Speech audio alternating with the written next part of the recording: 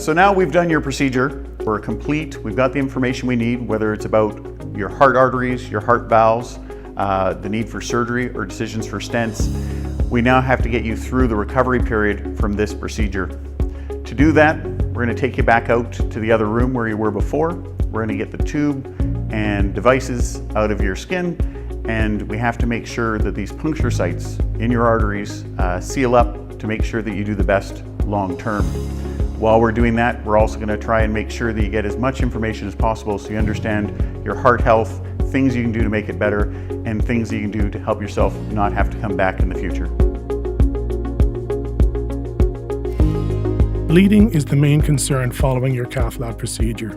Bleeding can happen from the hole or puncture we have made or from beneath the skin.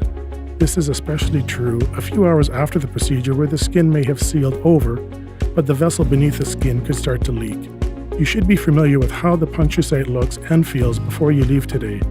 The site should generally be soft, flat, and dry, with no evidence of bleeding. If the site appears to be bulging, firm to touch, or clearly bleeding, pressure needs to be held directly above the puncture site.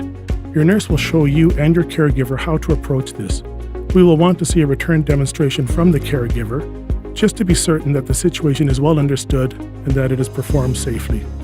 Should the situation arise where your caregiver is physically holding pressure to the bleeding artery, do not attempt to drive to the hospital. Call 911 if bleeding cannot be controlled. Try to relax. It sounds worse than it is, and generally speaking, these measures are not routinely needed. However, someone needs to know what to do if this situation were to arise.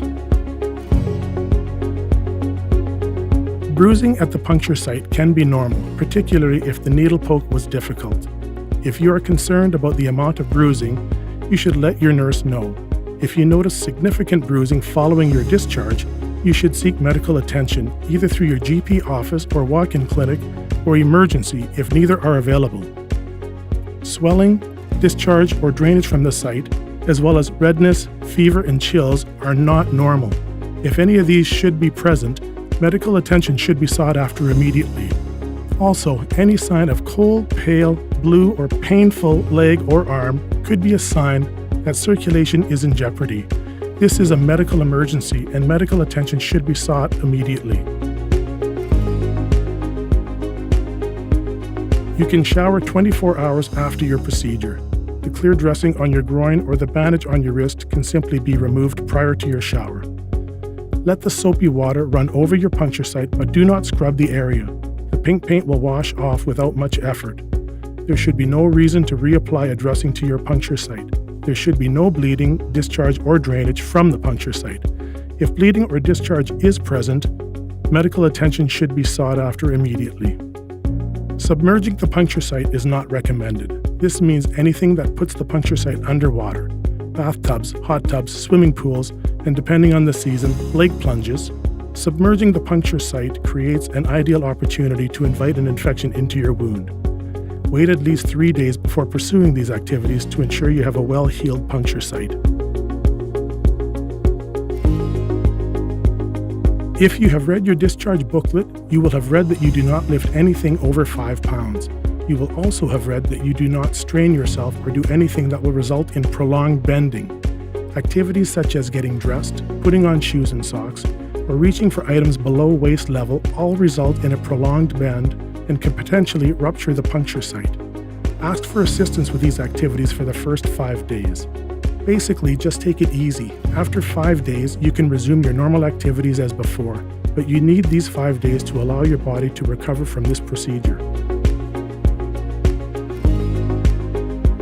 Driving restrictions vary depending on different situations, but do not drive for at least 24 hours. Make sure to clarify with your nurse when you are safely eligible to drive after you are discharged. Similar to driving, the timing for returning to work is different for each person. When following up with your family doctor, discuss a plan for returning to work that would be suitable for your specific situation. Your diet is an area which you can freely make changes to improve your overall health. Should you be interested in learning more about heart-healthy diet choices for when you return home, we can provide you with a few different resources. You can also refer to the Living Well with Heart Disease from the Canadian Heart and Stroke Foundation. please let the nursing staff know if you would like a copy to take home with you, free of charge. Medication changes can happen occasionally, depending on each individual's results. Unless you have been specifically told to, do not stop any of your current medications. We are happy to provide teaching on any and all of your medications, and information handouts for your heart medications are available for you. If you have been on anticoagulants and stopped taking them for this procedure, you will be advised on when to restart them. If any of your heart symptoms return, such as chest discomfort or shortness of breath, please see your family doctor or go to your local emergency department. In the days following your procedure, we have a few tasks for you to do. Firstly, 3 to 5 days after your procedure, we have some blood work to be done. There is absolutely no preparation for this blood work. Fasting is not required. As well, upon your discharge, please make an appointment to see your family doctor within 7 days after your procedure. At this appointment, your family doctor will discuss further plans for your care, results of the blood work, and an assessment of the puncture site. If any further appointments are required for you, these appointments will be discussed with you by the nursing staff. Your angiogram is a very invasive procedure, and your body needs time to recover and heal following this. Please follow your discharge instructions as outlined in this video and by your nurse. Don't hesitate to seek medical attention if any concerns should arise. And take it easy. Hopefully, this experience has been a good one for you, and you've been able to receive information that will help you do better and enjoy your quality life in the long term. Please take care of yourself, and we wish you the best of luck.